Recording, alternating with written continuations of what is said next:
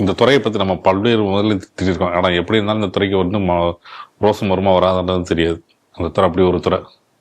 அந்த துறை நீ என்னதான் சொன்னாலும் கோர்ட்டே சொன்னாலும் கண்டுக்க போறதில்லை. இருந்தேன் தானா திருத்தம் தான். அந்த மாதிரி ஒரு துறை வந்து பார்த்தீங்கன்னா வந்து அறநிலைத்துறை. இந்த அறநிலைத்துறையில் சமீபத்தில் இந்த பாடலீஸ்வரர், கடலூர் பாடலீஸ்வரர் கோயிலில் கும்பாபிஷேகம். இந்த கும்பாபிஷேகம் நடத்துறது என்னன்னா மக்களுக்காக ஒரு இதுக்காக நடத்த ஒரு விஷயம். இவர்கள் வந்து மக்களுக்கு நடத்துறாங்களா, விஐபி நடத்துறாங்களா என்ற கேள்வியை வந்து அங்க இருக்க பொதுமக்கள் கேட்கறாங்க. ஏன்னா அவ்வளவு கட்டுப்பாடுகள், இது ரூல்ஸ் அண்ட் ரெகுலேஷன் போட்டுருக்காங்க. கிட்டத்தட்ட 15 ஆண்டுகளுக்கு பிறகுதான் இந்த கும்பாபிஷேகம் நடைபெறுது. இந்த கும்பாபிஷேகத்தை பொறுத்த வரைக்கும் வந்து பாத்தீங்கன்னா ஏகப்பட்ட நிதி வசூல் புகார்கள் வந்து பொதுமக்கள் சொல்றாங்க. மேலும் இன்னொரு என்ன சொல்றாங்கன்னா,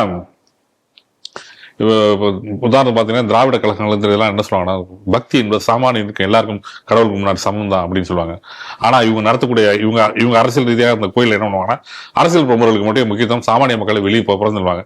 இதை பற்றி வந்து ஒரு கேள்வி வந்து இது திருவொற்றியூர் கோயிலில் கேட்கப்படும் போது சேகர்பாபு அவர்கள் சோட்டை திணிகிறீங்களா வேற ஏதோ திணிகிறா அப்படின்னு கேட்ட வார்த்தைகள்லாம் வந்தது. அந்த மாதிரி இங்க இருக்கிற மக்கள் குமுறல் நிலைக்கு போயிட்டாங்க. உதாரணம் பார்த்தீங்கன்னா சாமானிய மக்களை புறந்தள்ளி விட்டு அரசியல்வாதிகளை முன்னோக்கி அவர்களுக்கு பாஸ் அதிகமாக கொடுக்கப்பட்டிருக்காங்க. இதனால வந்து இதனால வந்து உள்ள போனவங்க வெளியேற முடியாம காவல்துறைக்கும் பெரிய சங்கடங்கள் ஏற்பட்டு. இன்னொரு விஷயம் சொன்னாங்கன்னா, ஆகம் மீது மீறி வந்து முக்கிய பிரமுகர்கள் கோபுர கலசங்களுக்கு மேல போயிருக்காங்க, தொட்டும் கொண்டிருக்காங்க. ஏன்னா வந்து ஆகம் மீது கோபுர கலசங்களை வந்து யார் தொடரணும் ஒரு விதிமுறைகள் இருக்கு. அந்த விதிமுறைகள்லாம் மீறி அங்கே நடைபெற்றிருக்கு. மேலும் வந்து பாதுகாப்புன்ற காவல்துறையினரும் இந்து அறநிலையத்துறையினரும் வந்து ஏகப்பட்ட அநாகரிகங்களையும் பொதுமக்கள் மேல எதுவும் இருக்காங்க. இந்த பொதுமக்கள் வந்து ஏற்கனவே இந்த ஒரு கோயிலுக்கு வந்து இவ்வளவு ஒரு கஷ்டமான சூழ்நிலையா ஒரு கசப்பான அனுபவத்தை பெறக்கூடிய நிலைமைக்கு அந்த கும்பாபிஷேகம் நடைபெற்றிருக்கு. இந்த செய்தி எப்படி பாக்குறீங்க?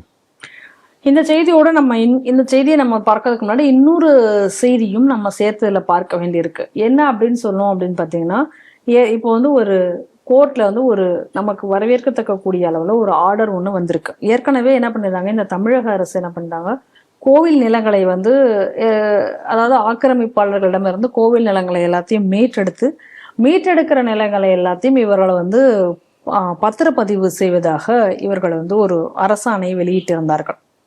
இந்த நிலங்கள் எல்லாம் பத்திரப்பதிவு செய்யப்படும் அப்படின்னு சொல்லிட்டு அதை எதிர்த்து ஏற்கனவே ராதாகிருஷ்ணன் அவர்கள் வந்து ஒரு வழக்கு தொடர்ந்திருந்தார். எப்படி வந்து இவர்கள் வந்து அதுக்கு பத்திரப்பதிவு செய்ய முடியும், இது வந்து சட்டப்படி இது சட்டத்திற்கு வந்து விரோதமானது, இவர்கள் வந்து அந்த சொத்தை வந்து பாதுகாக்கிறதுக்கு மட்டும்தான் ஹெச்ஆர்என்சிக்கு வந்து ஒரு அதிகாரம் இருக்கிறதே தவிர இந்த மாதிரி சொத்துக்களை எல்லாம் 0 வேல்யூ போட்டு பதிவு பண்ணுவது அப்படிங்கிறது அதெல்லாம் முடியாது அப்படின்னு சொல்லி ஒரு வழக்கு கொடுத்திருந்தார்.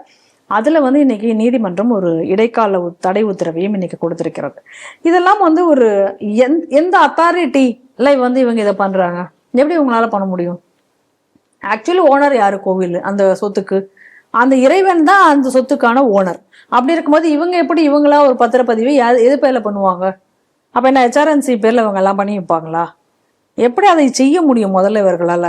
அதனால வந்து இந்த மாதிரி ஆக்கிரமிப்பாளர்களை அகற்றிட்டு அடுத்து இவங்க அதை ஆக்கிரமிக்க போறாங்களா அப்படிங்கிற கேள்வி வருது. ஏற்கனவே பாருங்க, கோவில்ல இருக்கக்கூடிய தங்கம் மற்ற வெள்ளிகளை எல்லாத்தையும் நாங்க உருக்குவோம் அப்படின்னு சொல்லி கிளம்புனாங்க. உருக்கி அதை கட்டியாக பாராக மாட்டுவோம்.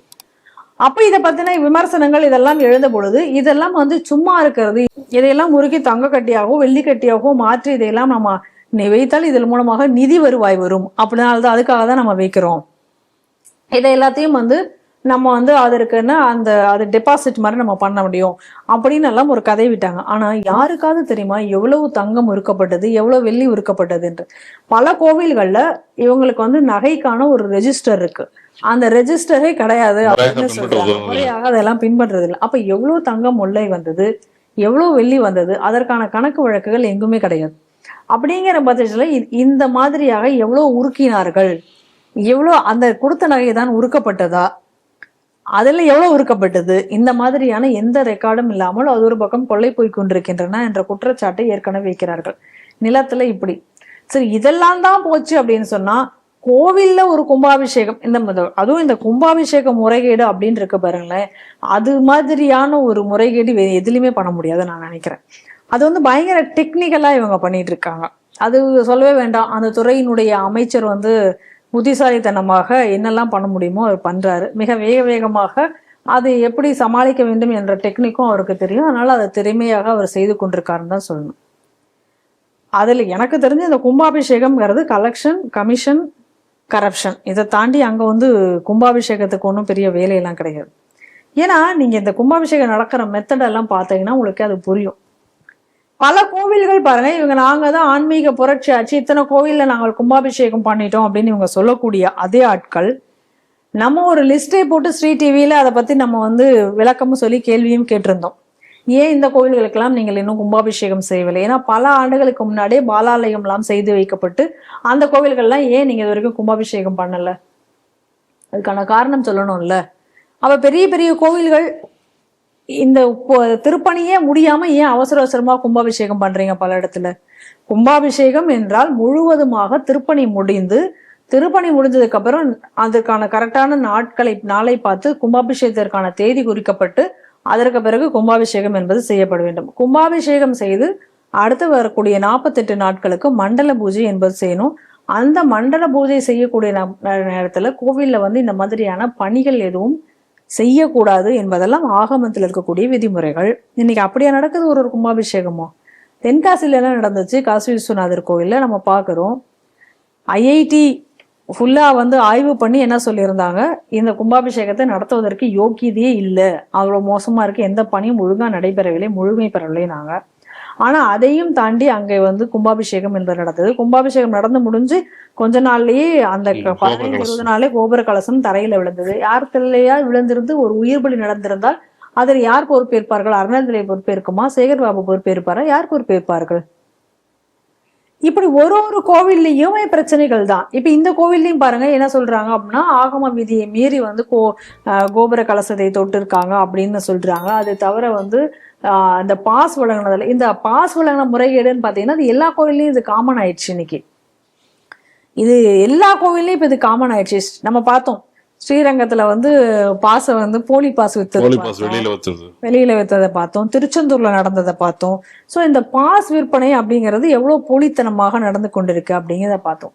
அதனாலதான் ஒட்டுமொத்தமா இன்னைக்கு நம்ம பார்த்தோம்னா இந்த அறநிலையத்துறை அப்படிங்கக்கூடிய ஒரு துறையை வந்து இன்னைக்கு அரசாங்கம் கையில் வைத்துக்கொண்டு இந்த ஒட்டுமொத்தமாக இந்த கோவில்களை அழித்து வரக்கூடிய நடவடிக்கைகள்ல இவங்க ரொம்ப வேகமாக ஈடுபட்டு வருகிறார்கள். இதுதான் நம்ம திரும்ப நம்ம சொல்லி வந்து கொண்டிருக்கோம். இதனாலதான் நம்ம பல வருடங்களுக்கு முன்னாடியே ராமகோபாலன் ஐயா அவர்களும் சரி, வேதாந்தம் ஜி அவர்கள்லாம் சரி என்ன ஒரு விஷயத்தை முன்னெடுத்தார்கள் அப்படின்னு சொன்னா, அறநிலையத்துறையை ஆலயத்தை விட்டு வெளியேறு, இந்துக்களிடம் கோவில்களை ஒப்படையுங்கள். இதெல்லாம் ஒரு நியாயமான ஒரு கோரிக்கை தான் வச்சாங்க. இன்னைக்கு சர்ச்சுகள்ல எவ்வளவோ ஊழல்கள் மற்றதும் நடந்து கொண்டிருக்கலாம். ஆனா இந்த சர்ச்சுகளை இன்னைக்கு அரசாங்கம் கையில் வைத்திருக்கிறதா? நீங்க இதை சொல்லிதானே கோவில்களுக்குள்ளார வந்தீங்க. இன்னைக்கு அந்த கோவில் சொத்தை நீங்கள் கையில் வைத்துக்கொண்டு இந்த மாதிரியான அராஜகங்களை பண்ணி கொண்டாங்க. ஆனா நாங்க கோயிலுக்கு கும்பாபிஷேகம் பண்ணோன்றீங்களா? எந்த நிதியில கோயிலுக்கு கும்பாபிஷேகம் பண்ணீங்க? கட்சி நிதியில இருந்து பண்ணீங்களா, இல்ல அரசாங்க பணத்துல இருந்து பண்ணீங்களா? அந்த கோவிலுக்குரிய நிதியிலிருந்தும் அதை தவிர மற்ற உபயதாரர்களிடமிருந்து பணம் வசூல் செய்தும் டொனேஷன்களை பெற்றும் தான் நீங்க வந்து இந்த கோவில்களுக்கெல்லாம் கும்பாபிஷேகம் செய்திருக்கிறீர்கள். அப்படின்றது பார்த்தா அதை மொத்தமும் பக்தர்கள் காசு தான். அது வந்து அரசாங்கம் வந்து எதையும் அங்க செய்து விடவில்லை என்பதை நம்ம தெளிவாக நம்ம புரிஞ்சு கொள்ளணும். அதனால இன்றைக்கு கோவில்களை அழிப்பதற்காகவே இன்றைக்கு கங்கணம் கட்டிக்கொண்டு வேலை செய்து வரக்கூடிய துறை என்பது அறநிலையத்துறை. அதுவும் இந்த திராவிட மாடல் அரசில் இந்த அறநிலைத்துறை என்பது இன்னும் மோசமாக போய் அதாவது அறமில்லா துறை, அதையெல்லாம் தாண்டி நீதிமன்றத்தை அவமதிப்பதற்கென்றே இருக்கக்கூடிய ஒரு துறை என்ற அளவிற்கு அது இன்னைக்கு சென்று கொண்டிருக்கிறது. இதற்கெல்லாம் ஒரு முடிவு கட்ட வேண்டும் என்றால் இந்து கோவில்களை யார் பாதுகாப்போம் என்று சொல்லுகிறார்களோ அவர்களுக்கு ஒட்டுமொத்த இந்துக்களும் வாக்களிப்போம் என்ற முடிவு என்று எடுக்கிறார்களோ அன்றைக்குதான் இந்த இந்து கோவில்களும் சடங்குகளும் சம்பிரதாயங்களும் காப்பாற்றப்படும். இதை இந்துக்கள் விழித்துக் கொள்ளும் நாள் அன்றைய நாள் தான் வந்து இந்த கோவில்களுக்கு பாதுகாப்பு கிடைக்கும் என்பதை தான் இதில் நாம் தெரிந்து கொள்ள வேண்டும்.